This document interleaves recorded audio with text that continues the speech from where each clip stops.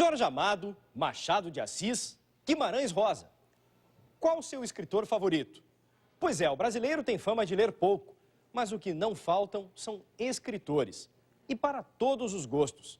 O Arquivo Record de hoje faz uma viagem pelo mundo das letras. As obras que traduziram uma época, os escritores que fizeram história, os livros que marcaram sua vida. Amor, ciúme, pessimismo. Esses foram os sentimentos que marcaram a obra de Machado de Assis, considerado o maior romancista do Brasil. De família pobre, Machado não frequentou a escola regular. Aprendeu sozinho 13 idiomas e hoje é uma referência na literatura mundial. Outro escritor brasileiro inesquecível é Guimarães Rosa, autor, entre outras obras-primas, de Grande Sertão Veredas. Acordei último. Alteado, só se podia nadar no sol. Aí quase que não se passavam mais os bandos de pássaros.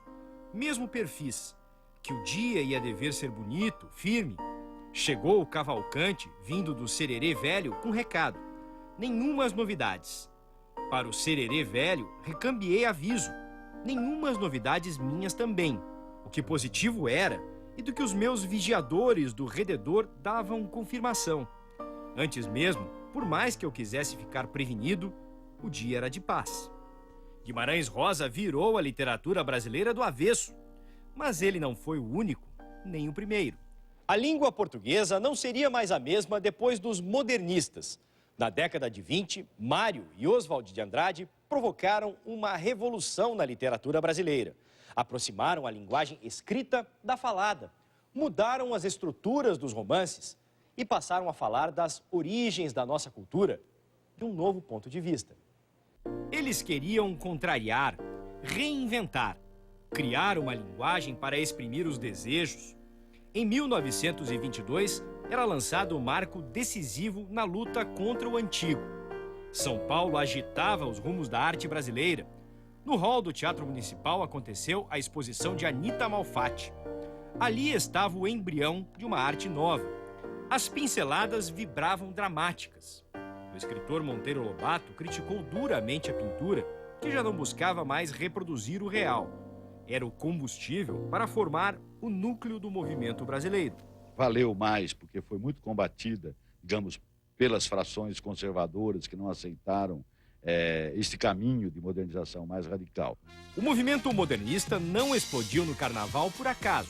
Intelectuais como eles eram, fizeram tudo o que fizeram sozinho. Através do quê? Através de ideias. O movimento revolucionário queria acompanhar o desenvolvimento da sociedade, o ritmo intenso do crescimento industrial. Na literatura, os versos perdiam a métrica e a rima. Da Semana de Arte Moderna saíram dois escritores, o rebelde e provocador Oswald de Andrade e o nacionalista Mário de Andrade, autor de Pauliceia Desvairada e Macunaíma. Não há como falar de escritores brasileiros sem lembrar de Jorge Amado e Zélia Gattai, nossos Sartre e Simone de Beauvoir, que encantaram com seus romances e sua história de amor. Jorge e Zélia se conheceram num congresso de escritores em 1945 e nunca mais se separaram. Formaram o casal mais famoso na história da literatura nacional, uma união que durou pelo resto da vida, sem contratempos. O casal teve 2 filhos, João e Paloma, afilhada do famoso poeta chileno Pablo Neruda. Ele se foi primeiro, em 2001, aos 88 anos. Morreu de problemas cardíacos. Jorge Amado foi o romancista brasileiro mais lido da história e também um dos mais queridos e admirados. Ele revelou regiões inteiras do país por meio da literatura. Seus personagens conquistaram para sempre um lugar no imaginário do leitor. Ele não era um elitista, no sentido de escrever bonito, e confessou que deixava o trabalho de linguagem em segundo plano, preocupando-se mais com os enredos. Jorge Amado nasceu em 10 de agosto de 1912 em Itabuna, na Bahia. Aos 12 anos, fugiu do colégio jesuíta. Acabou se formando em Direito, mas jamais pegou o diploma. Foi morar no Rio em 1930, quando começou a escrever os primeiros livros e se engajou na militância política de esquerda. Casou-se pela primeira vez e teve uma filha, Eulália, que morreu aos 14 anos. Na década de 30, escreveu os romances Mar Morto, Jubiabá e Capitães de Areia. Este o seu campeão de vendas, com 4 milhões de exemplares. Viveu no exílio 2 vezes, em 42, em oposição ao Estado Novo, e em 47, quando era deputado federal pelo Partido Comunista, e foi cassado. De volta ao Brasil, abandonou a política. Publicou Gabriela, Cravo e Canela. 20 mil exemplares foram vendidos em 2 semanas. Nos anos 60, escreveu Dona Flor e seus 2 maridos e Teresa Batista, Cansada de Guerra. E foi indicado para o Nobel de Literatura. Gabriela virou novela em 75 com Sônia Braga. Em 83, foi rodada a versão para o cinema. Dona Flor fez seu caminho inverso. Ganhou a tela do cinema em 75 e a da TV 20 anos depois. Outro sucesso na TV e no cinema foi Tieta, com a mesma receita. Personagens típicos, belos cenários e romances picantes. Na década de 90, a filha Paloma começou a revisar a obra de Jorge Amado e ele escreveu Navegação de Cabotagem, um livro de memórias. O último livro publicado foi um conto, O Milagre dos Pássaros, em 1997. Jorge Amado morreu em 2001 em Salvador, em consequência de uma parada cardiorrespiratória. Pela mulher, a escritora Zélia Gattai, o velório seria feito do Pelourinho. Mas Zélia acabou convencida de que o Palácio da Aclamação seria o lugar ideal para receber tantos fãs e admiradores de Jorge Amado. Sob aplausos, o corpo de Jorge Amado foi levado em carro aberto pelas ruas de Salvador. O corpo foi cremado e a urna com as cinzas do escritor foi enterrada ao pé de uma mangueira, na casa onde ele morou nos últimos 40 anos. 7 anos depois, Zélia também partiria. Nascida em 2 de julho de 1916, Zélia Gattai virou escritora aos 63 anos. Sua obra de estreia foi Anarquistas Graças a Deus. No livro de memórias, Zélia resgata as histórias da infância vivida no bairro paulistano do Paraíso. Filha de imigrantes italianos ligados ao movimento anarquista operário, a escritora teve uma juventude politicamente engajada. Casou-se com o intelectual e militante do Partido Comunista Aldo Veiga, com quem teve um filho, mas viu seu destino mudar quando o pai foi preso durante a ditadura de Getúlio Vargas. Já separada do primeiro marido, conheceu Jorge Amado enquanto lutava pela anistia de presos políticos.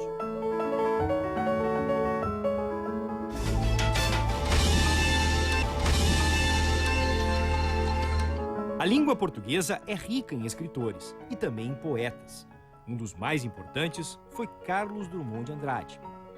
Ele nasceu no comecinho do século passado. Morreu em 1987, mas a poesia de Drummond continua mais atual do que nunca. Eu acho que o amor, eu acho que faz parte do destino do homem, né? E o Drummond cantou o amor com muita profundidade, com muita ironia também, mas é arrebatadora. A escritora Lígia Fagundes Telles foi amiga de Drummond. Diz que com ele passou a entender que escrever é arte, ou melhor, artesanato.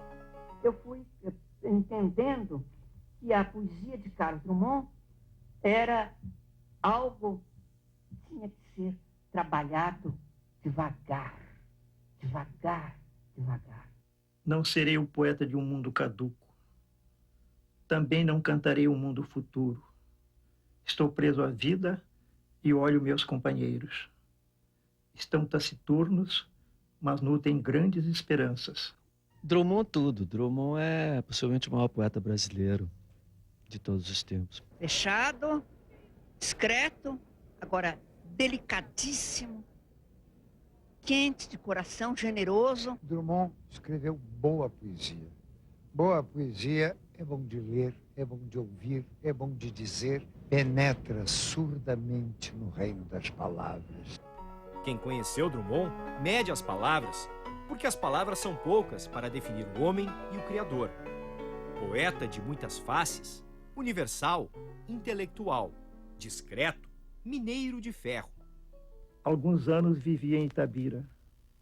Principalmente nasci em Itabira. Por isto sou triste, orgulhoso, de ferro. 90% de ferro nas calçadas, 80% de ferro nas almas. A infância passou em Itabira, cidadezinha do Vale do Aço. A família era de fazendeiros e morou nesse casarão, que hoje é um museu. Rodou pouco o país e, fora do país, só Buenos Aires. Como jornalista, passou parte da vida em Belo Horizonte e desde 1921, quando começou a escrever no Diário de Minas, publicou nada menos do que 6.000 crônicas em jornais.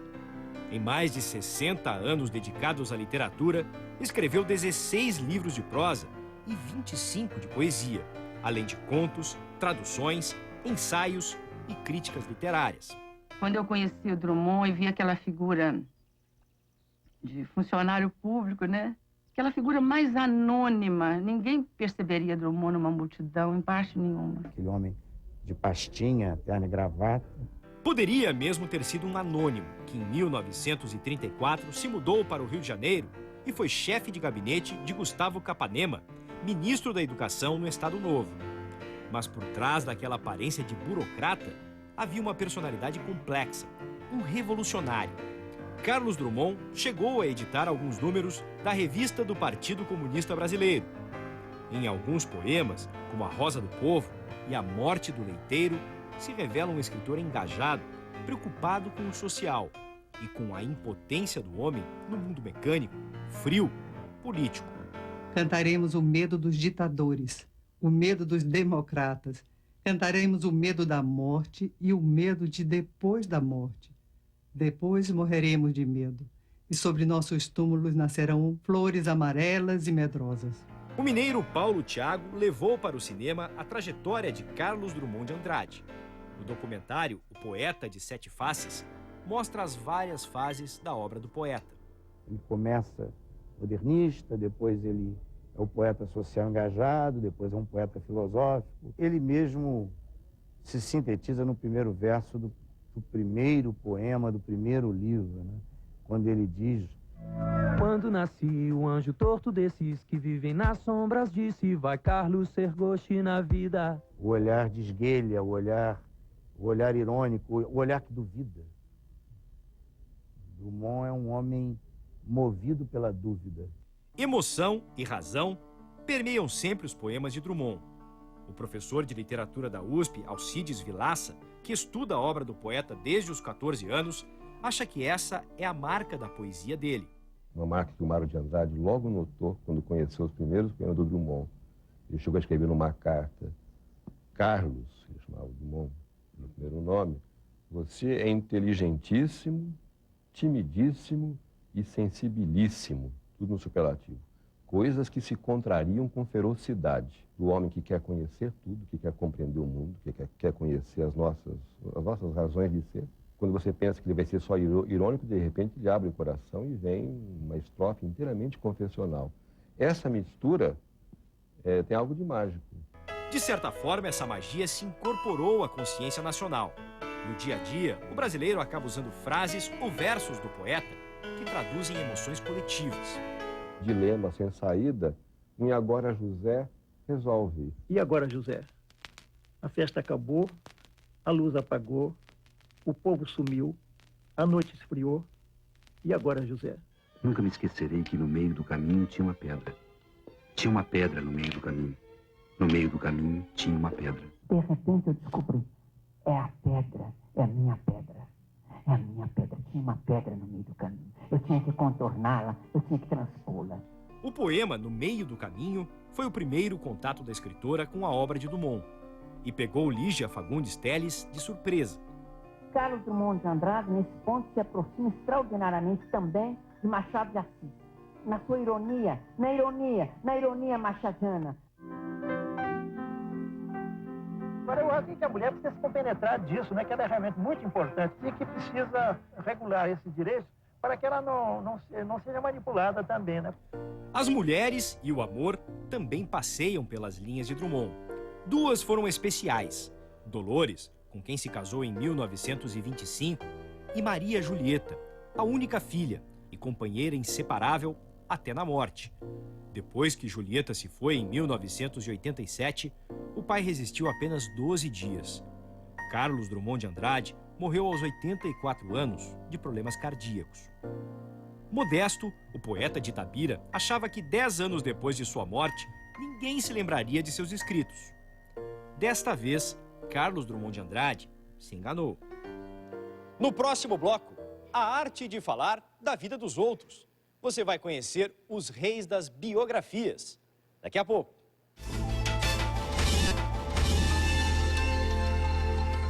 Numa época em que impera o interesse pela vida particular e se proliferam os reality shows, não é de se admirar que as biografias sejam o gênero literário mais lido da atualidade. Mas nem sempre uma vida interessante se transforma numa boa história. Tudo vai depender de quem a conta, de como ela é escrita. No Arquivo Record de hoje, você vai conhecer os reis das biografias.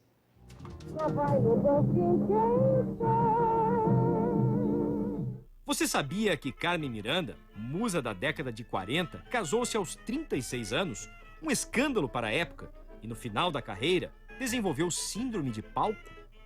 Que o sonho de Hitler era ser artista plástico, mas foi reprovado 2 vezes pela Academia de Belas Artes? E já ouviu falar da teoria conspiratória que liga a morte de Marilyn Monroe à CIA? Grandes personagens da história têm sua vida vasculhada e revelada pelos biógrafos. Nem sempre vem à tona o lado mais nobre das personalidades, mas certamente o seu lado mais humano.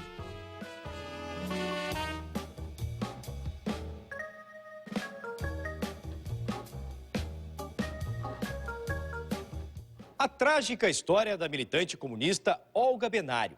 Os bastidores da vida de um dos dirigentes de comunicação mais poderosos do país, Assis Chateaubriand. E o lado pessoal do músico Bicho Grilo, que se transformou no escritor mais lido do mundo, Paulo Coelho. Todos esses grandes personagens da história brasileira tiveram a vida dissecada por Fernando Moraes.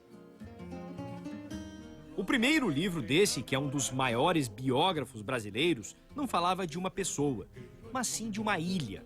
De uma ilha com muita personalidade, a Cuba de Fidel. A obra se tornou um dos maiores sucessos editoriais brasileiros e virou uma referência para a esquerda nos anos 70.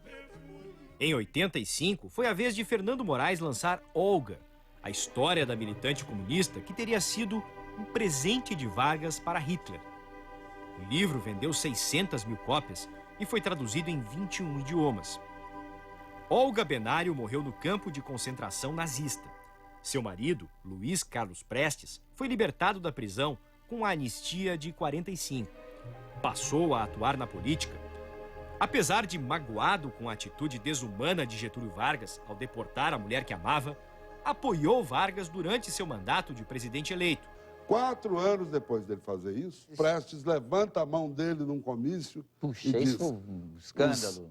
Os comunistas brasileiros querem Getúlio Vargas. Eu perguntei para ele por quê, como é que ele explicava que o homem que tinha produzido uma tragédia familiar, pessoal, humana, tão grande na vida dele, como é que ele tinha ido apoiar aquele homem. Ele disse, as questões brasileiras estão e sempre estiveram acima das minhas tragédias pessoais. Outro sucesso de Fernando Moraes foi Chateau, o Rei do Brasil, obra que conta a história de Assis Chateaubriand. Ele era gago, tinha muita vergonha de ser gago. Ranzinza, rabugentinho, coitadinho. E só foi alfabetizado aos 16 anos, simultaneamente em alemão e em português. Com os padres franciscanos lá de Recife. E era um pobre coitado, era para ser um Zé Ninguém, mais um dos centenas e milhares de nordestinos. Retirante, quem sabe até. Retirante, sim. E, no entanto, se transformou no dono do maior império de comunicações que o Brasil já teve. Ele tinha, para o telespectador ter uma ideia, ele tinha 38 estações de televisão, 40 estações de rádio, e 50 jornais espalhados pelo Brasil inteiro. Chateaubriand ficou conhecido como o cidadão Kane brasileiro, uma alusão ao famoso filme homônimo de Orson Welles. O cidadão Kane brasileiro tinha muito mais veículos que o cidadão Kane. E, na verdade, é o seguinte, como ele nunca pagou imposto, nunca, de nenhuma natureza, E nenhum governo tinha coragem de cobrar dele, porque sabia que ele era furioso. Descia o Mário no jornal. No dia que ele morreu, vieram governos estaduais, municipais, federais e internacionais cobrar os impostos. Aí o império ruiu. A mais recente biografia lançada por Fernando Moraes é sobre um outro escritor, Paulo Coelho. O sofrimento que eu tive para fazer a biografia do Paulo com ele vivo, sobretudo porque ele não leu os originais, ele só leu o livro na hora que ficou pronto, foi muito grande, foi um estresse muito grande. Eu não sabia se eu estava expondo demais as intimidades de uma pessoa que tinha sido generosa comigo. No livro, ele lembra uma parceria que ficou famosa entre o mago e o cantor e compositor Raul Seixas.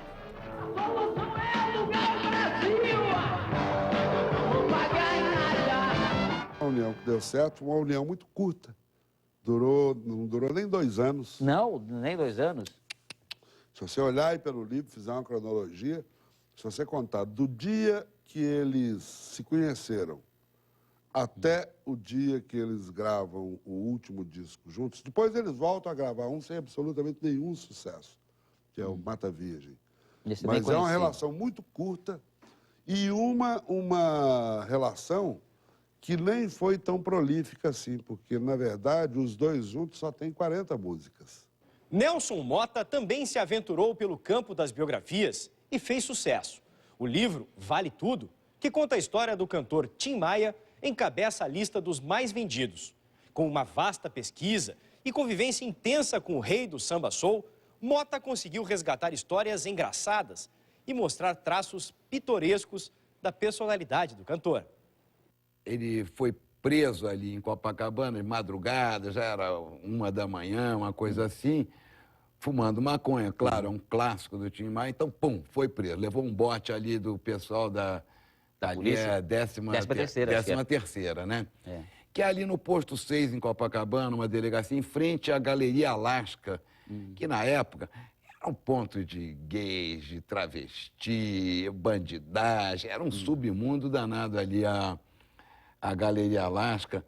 Então, os caras prenderam o Tim e tem uma escada ali para a delegacia e foram subindo o Tim pela escada e ele viu carregado pela polícia, né? Empurrando, a polícia empurrando ele, daí ele parou na escada e olhou para ela e viu, tinha um travestis e... Prostituta, mendigo, camelô, Copacabana ali, Copacabana 0 hora.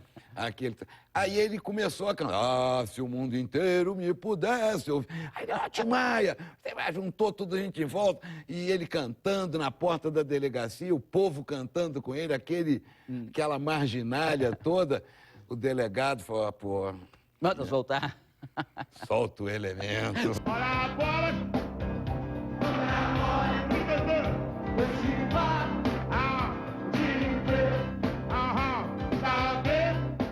Voz. Eu quero sossego. Eu quero sossego. Eu quero sossego. Quero sossego. Assim era Tim Maia, um rolo compressor de irreverência que produziu sucessos do quilate de Azul da Cor do Mar e Vale Tudo. Vale tudo. Quando o retorno é com Alô Santiago. Esse livro é diferente, é uma biografia de amigo. O que não quer dizer que quem leu o livro, todo mundo sabe que... Mas que amigo é que as revelações que você faz aí... Não, porque o Tim se orgulhava de ser como ele era. Ele não tinha nenhuma vergonha, o Tim não era politicamente correto, não estava interessado em fazer média com ninguém. Acho que a maior traição ao Tim Maia seria tentar apresentar ele como um bom moço, ou amenizar um pouco. Ele gostava de ser como ele era. Afinado e com o ouvido apuradíssimo, Tim conseguia detectar imperfeições musicais imperceptíveis à grande maioria das pessoas.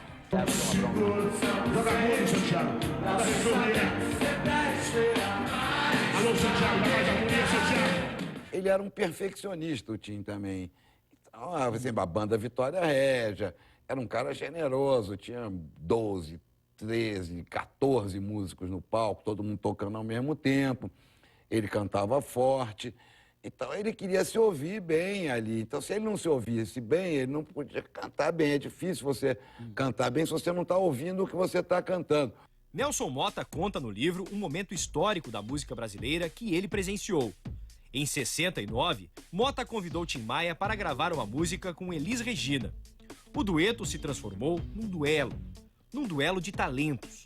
Um queria brilhar mais do que o outro, e quem saiu ganhando foi o público. These are the songs I want to sing and play. Ela ficou maravilhada com a voz dele, com o estilo dele, porque era muito diferente do que estava se fazendo no Brasil na época. Era 1969, já depois do AI-5. A MPB estava muito repetitiva, já tinha acontecido o tropicalismo, o Gil e Caetano estavam exilados em Londres, e a Elis precisava mudar um pouco, sair daquela MPB-zona chata ali, e ela queria coisa... Não, e o Tim veio perfeitamente a suprir essa necessidade, porque as músicas dele eram soul, era funk, soul, misturado com bossa nova, com baião, com chachado. E a Elis era muito crítica, né? Mas quando eu vi a primeira, quando o Tim abriu a boca, eu olhei por lá, já vi que a baixinha tinha ficado fascinada. Ela não gostava de dividir palco com ninguém, não. Então, muito mais com um artista desconhecido, e ela fez questão que o Tim cantasse com ela ali. Foi bacana. Se o mundo inteiro me pudesse ouvir pra eco, tem muito pra contar. Alô, Santiago, dizer que isso é alô. A vida a gente tem vagabundo, Santiago. Quando o outro rio. Nascido em 28 de setembro de 1942, o cantor veio de uma família humilde. O pai do Tim Maia era cozinheiro. Mas é o dia da festa, dá retorno pelo menos. Nelson Motta fala no livro da parceria de Tim com Roberto Carlos. Na adolescência, chegaram a tocar na mesma banda, os Sputniks. A banda durou pouco. Era muito pequena para os dois. É inacreditável isso de, num barzinho na Tijuca, que chamava Bar Divino, terem se juntado em uma determinada época, ali do final dos anos 50 e início dos 60, Roberto Carlos, Erasmo Carlos, Tim Maia e Jorge Benjor. Deve ser a maior também, né? Densidade de talento por metro quadrado do mundo. Aí,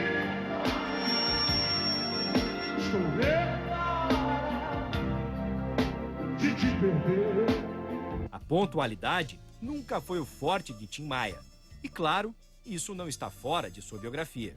Tim Maia, o cantor que mais comparece a shows no Brasil. De tanto que ele faltava, puseram uma multa também de 5% do cachê. Se ausentasse do palco. Cada vez que ele saísse do palco. Porque ele saía do palco... Essa época, então, ele saía porque ele bebia todas, cheirava todas e fazia barbaridade. E muitas vezes ele nem conseguia cantar direito, de tão doido que estava. Então ele mandava, agora vocês, banda Vitória Régia. Aí ia lá pra dentro e fala, eu vou lá dentro, vou assinar um cheque. Eu vou lá dentro que eu tenho que fazer uma coisa que só eu posso fazer. E inventava. Eu vou lá dentro, vou atender um telefonema. O público ria até também, né?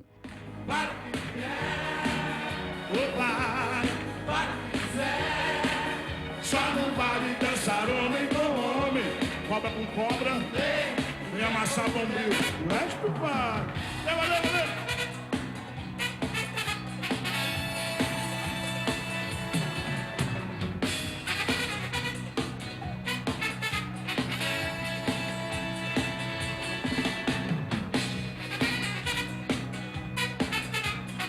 E o programa de hoje fica por aqui. Participe enviando sua opinião para arquivorecord@recordnewstv.com.br. Até o próximo. Record News, jornalismo 24 horas de plantão.